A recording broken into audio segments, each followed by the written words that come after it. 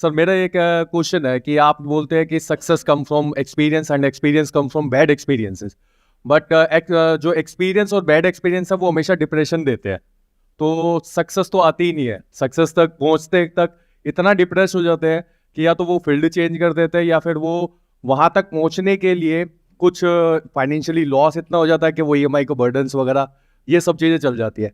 तो इसके अंदर ऐसा ऐसा क्या किया जाए कि वो जो डिप्रेशन बैड एक्सपीरियंस और एक्सपीरियंस से आता है उसको वो चेंज करके, थॉट को चेंज करके मैं आगे बढ़ सकूं।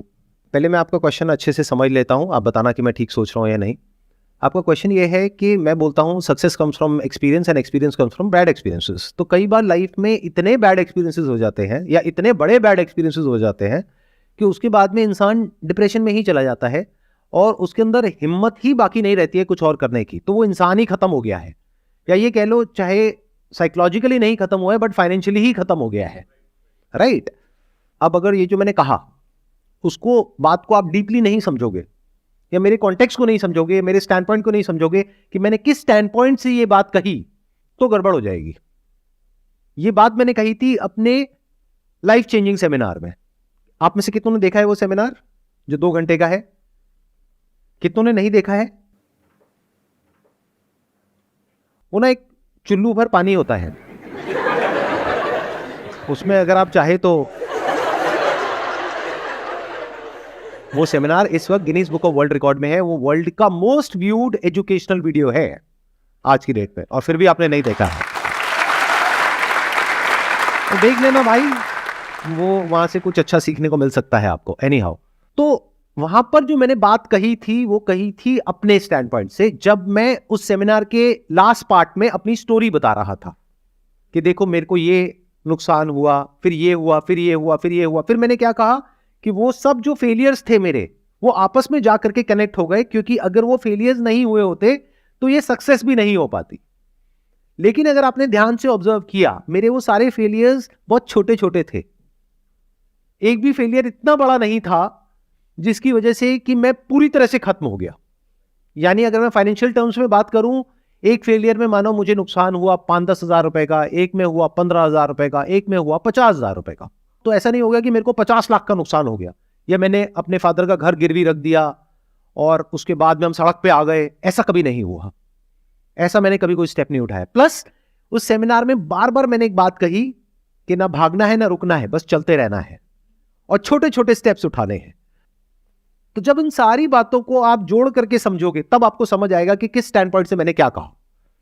मतलब क्या कि अगर आप लोग छोटे छोटे स्टेप्स उठाते हो तो रिस्क भी छोटे छोटे हैं, तो फेलियर भी छोटे छोटे हैं, तो वहां से बाहर निकलना बहुत आसान है। तभी मैं कहता हूं आसान है। बट अगर इस फंडे को आप लगा देते हो कोई बहुत बड़े स्टेप में जहां पे बहुत बड़ा रिस्क है और बहुत बड़ा फेलियर है, तो वहां पर कुछ भी आसान नहीं है।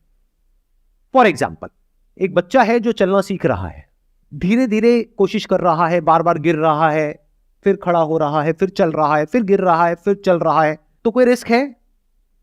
लेकिन सोचो कि अगर उसके मां बाप में इंपेशेंस डेवलप हो जाए, 2 महीने हो गए चल ही नहीं पा रहा है, एक काम करते हैं इसको पकड़ करके रस्सी से बांधते और भगाते हैं इसको, गाड़ी के पीछे बांध दो इसको। मतलब पता नहीं होता लोगों के दिमाग में किसके क्या, मैं आइडिया नहीं दे रहा आप लोगों को, please do not try this at home. But मान लेते हैं कोई बावले माँ बाप है, उन्होंने क्या किया, बोला कि अब मैं अपने बच्चे को आज ही चलना सिखा दूंगा। क्यों 2-4-6 महीने खराब करने हैं? अरे 2 घंटे में लो, रस्सियों से हाथ पैर उसके बच्चे के बांधे, बेचारा खड़ा भी नहीं हो पा रहा अभी ढंग से, और उसको बाइक के पीछे बांध दिया है और बाइक चला रहे हैं। इन अदर वर्ड्स, अगर आप कोई बहुत बड़ा रिस्क लेते हो फाइनेंशियली, जहां से रिकवर करना आपके लिए पॉसिबल ही नहीं है, तो क्या करोगे उस घटिया एक्सपीरियंस का? छोटे रिस्क लो, छोटे स्टेप्स उठाओ, जब वहां पे कॉन्फिडेंस आ जाए तब थोड़ा सा उसको लेवल को बढ़ाओ। अगर तैरना नहीं आता है तो पहले कम गहरे पानी से सीखो, जब सीख जाओ तो गहरे पानी में जाओ, वो भी साइड साइड से, बीच में मत चले जाओ। किसी से टक्कर हुई और नीचे गए तो गए। तो अगर आप धीरे धीरे स्विमिंग सीख रहे हो तो कोई रिस्क नहीं है, तो सब कुछ आसान है। Then success comes from experience and experience comes from bad experiences. यानी कि जब आप तैरने की कोशिश करोगे और नहीं तैर पाओगे तो आपको समझ आ गया, अच्छा इस तरीके से नहीं तैर पाते तो चलो किसी और तरीके से ट्राई करते हैं। लेकिन ये सब आप कहां ट्राई कर रहे हो? शैलो वाटर में, तब आसान है। लेकिन अगर मेरी ये बात सुनी और जबरदस्त आपके अंदर मोटिवेशन आई और आपने कहा सब कुछ आसान है और जा करके छलांग लगा दी सीधा गहरे पानी में, तो आसान है बोलने के लिए भी कोई नहीं बचेगा। यही गलती हम कर बैठते हैं, जरूरत से ज्यादा एक्साइटेड हो जाते हैं, अपनी बुद्धि का प्रयोग नहीं करते हैं, कोई बड़ा स्टेप उठा लेते हैं।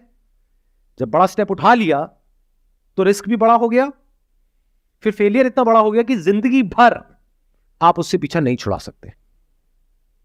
तो हमेशा लाइफ में छोटे छोटे स्टेप्स उठाओ, तब तक जब तक कि आप इतने बड़े नहीं हो जाते। अंदर से आपको पता लग जाएगा कि मेरी कैपेसिटी क्या है।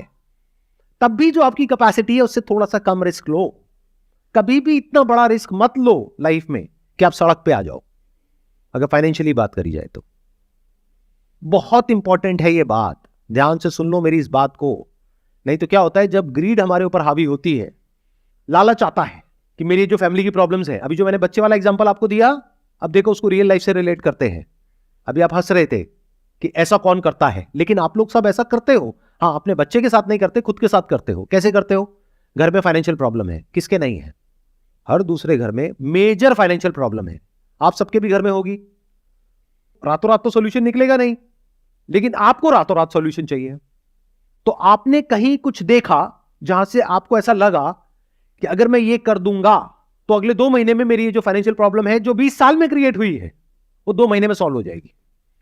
और उस चक्कर में, क्योंकि वो ग्रीड अब आपके ऊपर इतनी हावी हो गई, आपने जा करके जो भी पैसा था आपके पास में बचा खुचा, उसको भी ले जा करके कहीं ऐसी जगह पे लगा दिया किसी इंसान के कहने पर, और उसके बाद में वो पैसा भी डूब गया। तो अब पहले एक प्रॉब्लम थी फाइनेंशियल, अब उससे भी बड़ी प्रॉब्लम हो गई है। या इससे भी और एक स्टेप आगे जाए तो अपना घर था, उसको भी गिरवी रख दिया मां बाप को कन्विंस करके।